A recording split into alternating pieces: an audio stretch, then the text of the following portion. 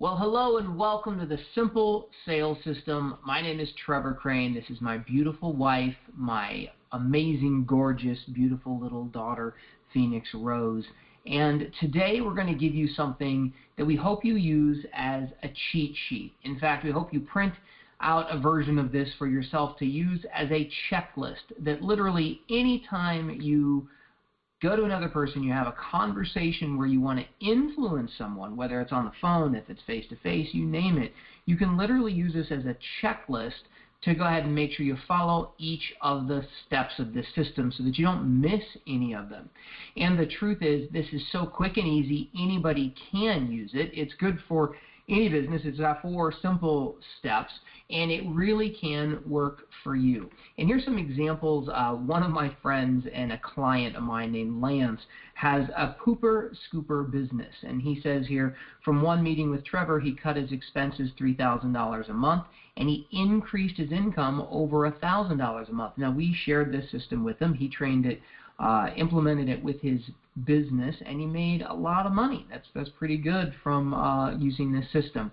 Jason Sobel runs New York Transmission Group. After 2 days with Trevor, I made a change, I should say change instead of challenge, that's going to have at least a $100,000 effect on my company's bottom line. Again, what's great about Jason is he implemented this sales system with his inside sales staff. Veronica Yankowski from Vera Luce Photography had at one point went like, I think she said 8 clients in a row she left without making a sale, and then she went 3 for 3 where her sales resulted in an extra $15,000 worth of business in her pocket. Todd and Nicole Ferris are shopping consultants, and they doubled their sales the very first day they used this system, making over $9,000 in a day, which was more money than they'd ever made. So the reason, again, we're sharing this with you, let me go on to this, is that anybody can use it. So it's very simple. I'm going to give you the 4 steps right now because you can handle it easily. We've trained this to thousands and thousands of salespeople, business people around the world, literally. So here the first 4 steps are: hi, why, try, and buy. And the great thing about these first 4 chunks, these are the core parts, the 4 steps of this simple sales system. I'm going to go into some detail here, but the brilliant thing about it is anybody can remember these simple statements, and I'm going to explain them in just a little bit so you understand. Now, I have 2 bonus sections to make this even easier to help you influence your sales, and that is to use the word guarantee, and to come up with a way to have a guarantee, and I'll explain that, as well as bonuses. And if you can go ahead and use hi, why, try, buy, guarantee, and bonuses, then we think you're going to get the most out of this sales system. So again, I'm going to go over this in detail, and we're going to start off with hi. So hi, what this basically means is that you're going to build rapport, and this happens instantly when you meet someone. My friend Lance that had that pooper scooper business, like we said, it was the first time his salesperson would knock on a door and talk to a potential client. He'd say hi and shake their hand. And you can imagine doing this whether it's on the phone or with anybody. And when you're building rapport, all you want to do is you're trying to make sure you are like them. People tend to like people who are like whom? They tend to like people who are more like themselves. So here's the challenge with hi. You probably already have a natural sense of building rapport. But when we've trained like big sales teams and whatnot about this, it's not that you just want to use your normal communication style and pattern. That's fine. It's probably great. What we want you to do is match and mirror the other person's communication styles. Like if they shake your hand strong, you shake it strong. If they smile a lot, you smile a lot. If they talk fast, you talk fast.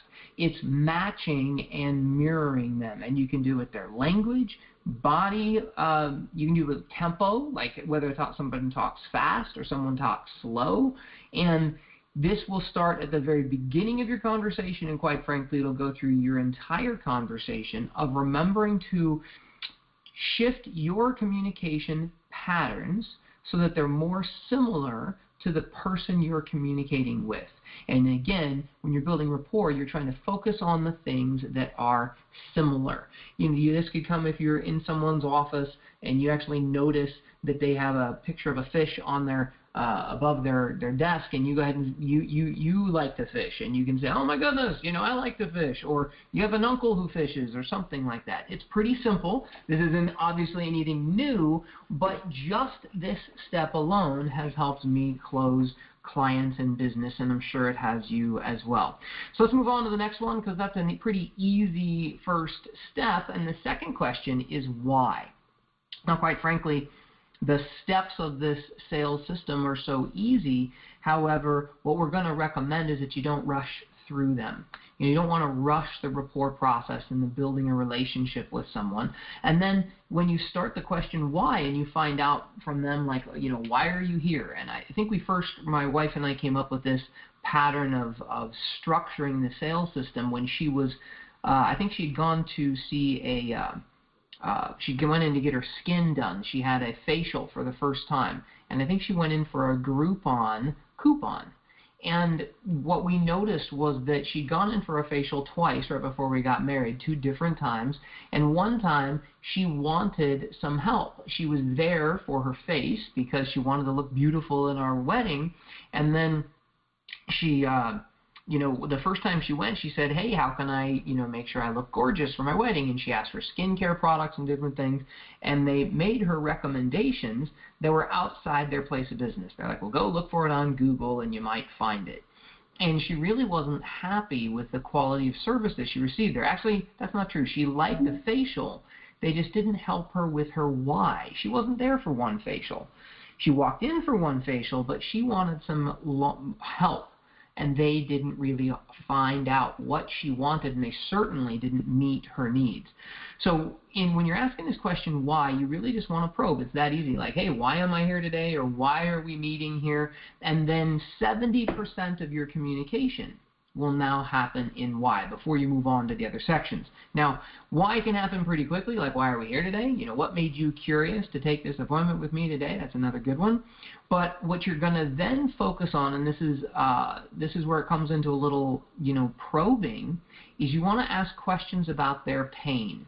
And so you're going to ask a question about their pain before you move into their pleasure, and you really want to dig here. This is like when we teach a seminar on this, we say dig, dig, dig. We show a little picture of a dog, and we're like, you want to dig here. More like Sherlock Holmes, who is really trying to discover what the pain is. Because people don't necessarily, they're not just going to pony this up. They're not just going to always just say, oh, here's my problem. But this is what you want to focus on, and quite frankly, it's the most important part of your sales conversation, is discovering what their issue is, what that pain is for them, authentically. And so we ask 3 questions in order to help pick that up, and it's called the FCCs. F stands for frustration, C is concern, and the next C is challenge. So the question goes like this. When Robin and I meet with a client, and this is what we trained all those people that I shared those results in here as well, is what is your primary frustration, concern, or challenge? Frustration, concerns, and challenges. Because you can pretty much assume that if you ask somebody what their primary frustration, concern, challenge, problem, whatever it is, that it opens up. You can't almost ask a question without having somebody answer it, at least at an unconscious level. Now, we took part of this. These are actually questions we took out of our Holy Grail. We call it our $300,000 Holy Grail because my wife and I have used it, our process, our $300,000 Holy Grail, to close about $300,000 in sales in a very short period of time. And so these questions, I couldn't be more, I know I'm taking a little bit of time right here to describe it, and it seems very simple, but the key is you don't want to move on from pain until you understand what their problem is. And let me rephrase that, because maybe that's not exactly accurate. You want to not only understand their problem, but you want them to understand their problem. And so we refer to this as like, this is another training. I'm going to give it to you real quickly here, but you want, you ask questions. You align with them, not making them wrong. So it's ask and align. So first you ask the questions to find out what their problem is. You align with them, don't judge them, but then you want them to, the third A here is associate. You want them to associate to their pain or problem, because this is really the magic bullet here. There was a time when I wasn't making sales and I met with over 20 clients in a row that really needed my services, and they didn't hire me, and it drove me crazy. I remember I cried. And that's not very funny, but at the time, it's maybe funny now, but at the time I was so upset, not because they didn't hire me, but because, and not because I didn't make the sale. I was upset because they needed me and they weren't getting me. And I realized that it was hurting them. And that hurt me more than anything, was to realize that I was hurting them. And my problem at the time, the one little piece that I was missing, is I didn't like for them to spend time in their pain. I didn't really want them to associate to how it felt to not have what they wanted, whether it was the money, the sense of certainty, they look good, lose weight, doesn't matter what it is. I don't want people to sit in their pain. But what I realized was not having them be honest and truthful and truly authentically evaluate the existing situation as it is, that it was unsatisfactory, and not having them associate to that was causing me to not make the sale. So I learned finally, after I'd made the mistake so often, not to move on, even though the temptation is going to be strong there. Now, this is a dance when you're communicating with someone. You don't want to stay too long in their pain. You do want to get them to associate to it, but then you want to lead them to the promised land. You want to start asking them questions about what they do want. So in this case, you're asking pain questions and then pleasure questions. And we've got a great pleasure question to trigger this, at least it works for us, and we call it magic wand. Like, if you could wave a magic wand and have it any way you wanted it, how would it be? And so then, that it gets them thinking. And so first, we ask questions to discover the problem and really understand it. In fact, we'll repeat the question back to them, or their problem back to them, until we get it. And quite frankly, oftentimes we're corrected. Like, we think we got it, but we don't, because you repeat it back to them, and they're like, no, that's not it. It's this. And so it's great. You're trying to understand, like Sherlock Holmes, right? And so you dig for it, and then you want to help lead them to the pleasure. Now, a lot of people might say, I would just rather focus on this instead of all that pain stuff. And brothers and sisters, I am with you. I would too. But the challenge is, and in fact, do a little test on this. Ask people what they want. Just try that. Ask them what they want. And more often than not, if you ask them questions, start asking people about what they want in a relationship, or what they want in their business, or what they want, out of today. Most of the time, people will start telling you about what they don't want before they're going to tell you about what they want. It happens all the time. So we want you to understand this is a step-by-step process. You're obviously going to stay in rapport this whole time, but we don't want you to move on to the third step until you clearly understand what their challenges are, and then clearly what they want. And again, your test here is to just repeat what you heard back to them. So if you repeat it back to them and you're like, is that it? And they say, yeah, then you're like, yes, you now know what it is. And quite frankly, this is your evaluation stage. It would be inappropriate for you, when you're trying to influence someone, to start making recommendations for them if you don't know what they need and whether or not what you've got can actually help them. I have a friend of mine, his name's Doug McGurk, and he was the #1 salesperson for Anthony Robbins for years. And he would go into towns he'd never been in before, and he would end up making tons, hundreds of sales in a month or two. Sometimes 3 months he'd be into a city, let's say Chicago, where he'd never been before, and he'd make all these friends and he'd make all these sales. Hundreds of sales. And I interviewed him one time for a couple of hours, actually, and I kept talking about how he was selling them, It wasn't about the sale. It wasn't about his tricky techniques. It was that Doug cared about people so much, it was all about service. It was about helping them. Quite frankly, what he had was already set. It was solid. He was selling something for Anthony Robbins. It was a seminar. That was it. There was nothing really to convince people about. What he got to do was to create a great relationship and build great rapport and trust and discover whether or not the person he was talking to, that it was even appropriate for him to make the recommendation. So we get into recommendation when you get into try. excuse me, on the screen here. So when you get into try, what we're going to recommend you do is, like, once you understand what they want, you're going to then ask their permission. You can say a benchmark question is like, are you ready? You know, are you ready to move forward? Regardless of whether we choose to work together, is this, you know, are you ready to change your situation? It seems like you're frustrated with XYZ and you really would like to have ABC. So I'm going to make my following recommendation to you, and what we try to help our clients with and our friends with is to break their offer down into something simple. Package A, package B, C, and D. Because a confused mind says no. And I'm going to pause right there so I can repeat it again. Write this one down. A confused mind says no. I know I was bouncing on the table and I accidentally triggered the screen to move forward. A confused mind says no. So if you give them too many options, then they're probably going to say no because they just don't understand. And as you can see here, the screen already popped up. You want to break this down into small, medium, large, and we like to do a D, all of the above.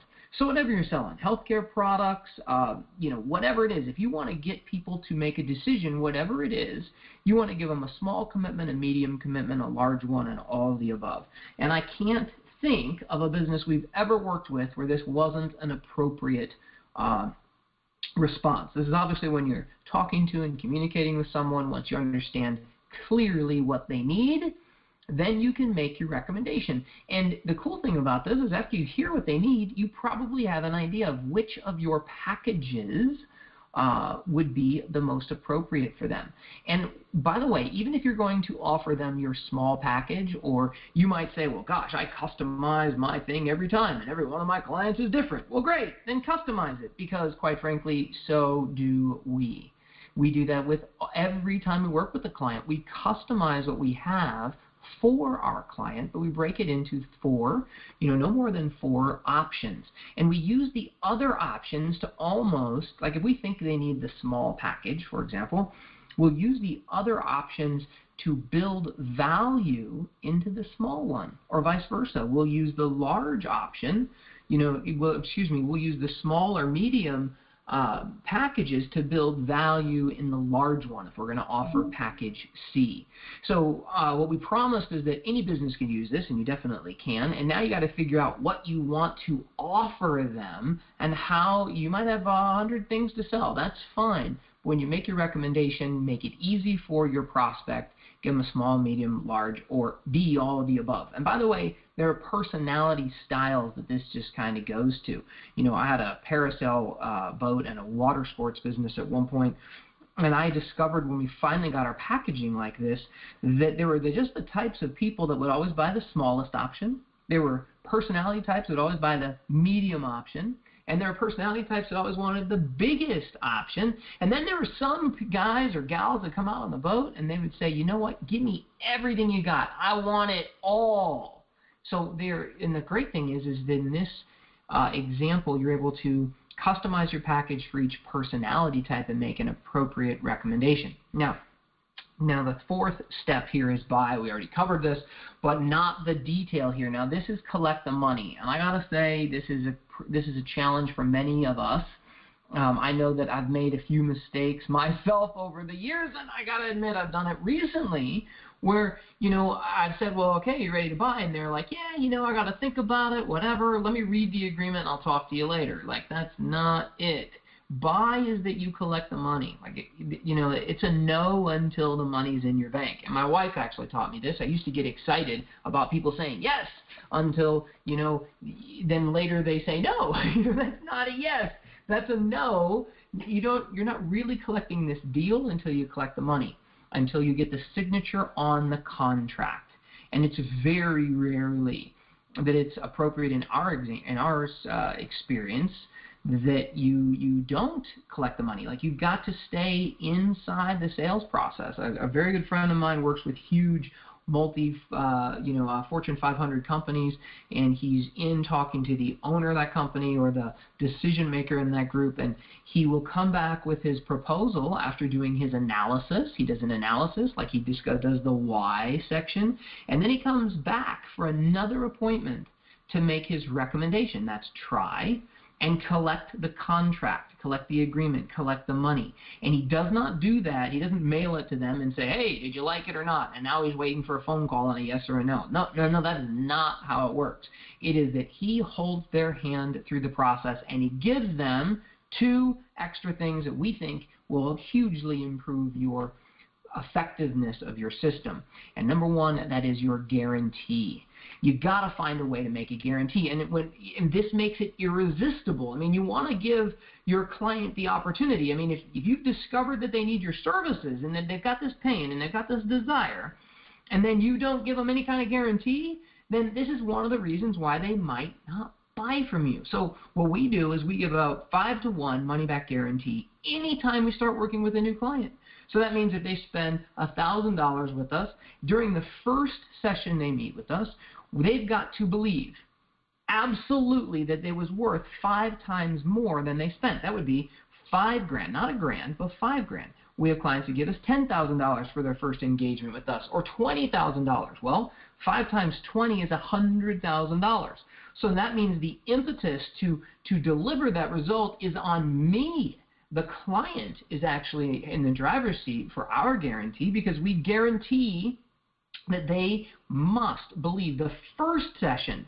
We might work with them for a year. That fee may have been for a longer period of time, not just one day, but if on that first session we have with them, that first jumpstart session, strategy session, whatever it is, that they don't believe that it was worth 5 times more than what they paid, then they get their money back. It takes that degree of fear away from them. So what is your guarantee going to be? And I'll tell you, I'm sharing with you some of these things, and you may say, well, that's not appropriate for me. That won't work in my business. I can't give a guarantee. And I want you to know I hear you. I hear you, and I've heard that many times, and I would challenge you that there's always a way you can give a guarantee.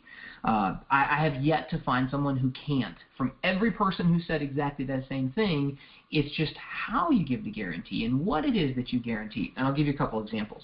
So my brother-in-law is actually used to work for MTV, and he's a director, and he just wrote a new movie, and he's collecting the final money for the launch of his movie. It's going to be fantastic. And he was saying, Trevor, when I'm taking on investors for this movie, there's no way, I can't guarantee them that they're going to make their money back. And so the question I asked Alan was, not like, don't guarantee their money back, because that would be inappropriate. That's not true. Like he just said, he's absolutely right. He can't guarantee that, but he could guarantee that he'd try his hardest. He could guarantee that he's going to give it everything that he's got. He can give a guarantee that he really wants it to work. I mean, it depends. And so what people want to hear, and then I've had other clients or people that have heard this, and they're like, oh, well, I don't want to use the word guarantee. I'll use something else that means the same thing. What my recommendation is that you come up with something and use the word guarantee. Something that you can guarantee, that you're going to try your hardest, that you'll always be on time, that your phone will always ring, that the sun will come up tomorrow. Just use the word guarantee and try to come up with something that makes it irresistible. And I'm going to go ahead and we're now moving into bonuses. This is the second part that we think is like extra. So our 4-step system, hey, it's how I try buy. But you want to sweeten the deal and really make this happen, then make your product irresistible, your service irresistible. Give a guarantee of some sort that you're going to try your hardest, or that there's something you can guarantee. I mean, Domino's Pizza became pretty famous for like delivering pizza in 30 minutes or less. Like, what can you guarantee? That's really the question here. What can you guarantee? And then figure it out and make it part of your communication, make it part of your package, and then add the bonuses. So my buddy that sells to Fortune 500 companies, and he's talking to the most elite CEOs in the world, really, that are running these companies, and he's giving them his proposal for how he can transform their business and their life. And he's like, all right, let me give you my guarantee. And he gives them his guarantees. He stacks the cool then. He gives them the bonuses. He'll bonus his coaching and consulting and all this extra stuff that the client needs, because my friend Jack actually listens. He does his evaluation. He spent at least 70% of his communication of his sales process, which was not in sales. It was in helping the other person. It was in serving them. It was in discovering what they needed and then putting his proposal together and then making it really neat, really cool, really valuable. Stack the cool. I got that phrase from Frank Kern, who sold like a ton of stuff online. And we've had several conversations with him. He's a great guy, super, super cool guy. And he talks about you want to stack the cool in such a way that your bonuses almost outweigh the value of even what you're selling. Because and what you're really focused on here, and what we're going to highly recommend, it's not on the slide, but it's just you want to become obsessed with results. I'll say that again so you can write it down. You want to become obsessed with results. And in this context, I'm going to share with you in two pieces. The first is you want to know what result do you want when you're talking to someone, when you're communicating with them. Like, you just need to know the next step. If you know the next step of what you want, and you ultimately know what you want and why you want it, then you're going to have the power. You are so much more powerful. You have so much more clarity. Now, the other result I want you to become obsessed with. See, if you know what you know, then you know what you know. You know what you need. You know the answer that you're looking for. But what I want to become obsessed with are their results. What are the results that they are looking for? Like a friend of mine told me that people don't buy cameras, like real expensive cameras, because they love spending money on cameras. What they want are great pictures. So don't sell the camera. Give them what they want, which is amazing pictures from their vacation. That is more the communication about the cool stuff. Stacking the cool, making it irresistible, is communicating in their language, using their words, their personality style, everything, talking about what they want or what they don't want in their terms, their results, how that makes them feel, and all of that. So it's really cool. I'm going to summarize it here for you. It's high. It's why. Try buy. Throw in guarantee and bonuses, and you have the 4 steps to the simple sales system. I think we've originally called this the ultimate sales system, like Arnold Schwarzenegger, which is awesome. But you know what? It's also just so simple. High, why, try, buy. Guaranteed bonuses. Spend most of your time in discovery and why and finding out why they need you. And then you got to remember, if you watch this video this long, then you are awesome. This is Bill Murray, one of my favorite movies, like Stripes. I guess I couldn't help but pop that picture up there. This is Trevor Crane signing off. This is my wife and my little girl. And, you know, if you liked this today, please share it. Go to all those social media places, share it, comment, you name it. And please, here's the deal. We spent the time, and you spent the time to watch this. We put this together to make it very simple for you, but also very effective. We're recommending it on this whole slideshow thing you've seen this now. It says cheat sheet. So use this. Write it down. Have a checklist in front of you and check off one at a time. And think of high, why, try, buy, guaranteed, and bonuses as being like paint. It's paint on your palette, you know. And that guy, I don't know if you ever saw that guy that had that big afro, and he used to paint those happy little trees. You know, imagine if you had the steps of this sales system, and he'd talk about these happy little trees, and all of his the high, why, try, buy, guaranteed, and bonuses are all different colors on your palette, and you're the artist, and all you want to do is at different times you're going to talk about these different things. You know, there's going to be times that you probe, and you're probing for pain. There's going to be time that you talk about the guarantee, or a time that you go ahead and, you know, you bring up some of the bonuses that you're going to give them if they act quickly, and you're going to merely make it cool for them. And you don't have to it doesn't have to be in this exact order and be real strict. You know, be more like Bill Murray, who's like kind of laid back and cool, especially in the movie Stripes, and make this work for you. So that's it. I'm Trevor Crane signing off. We can't wait to see you sometime soon and see if there's something else we can do to help you. Thanks so much. Bye-bye.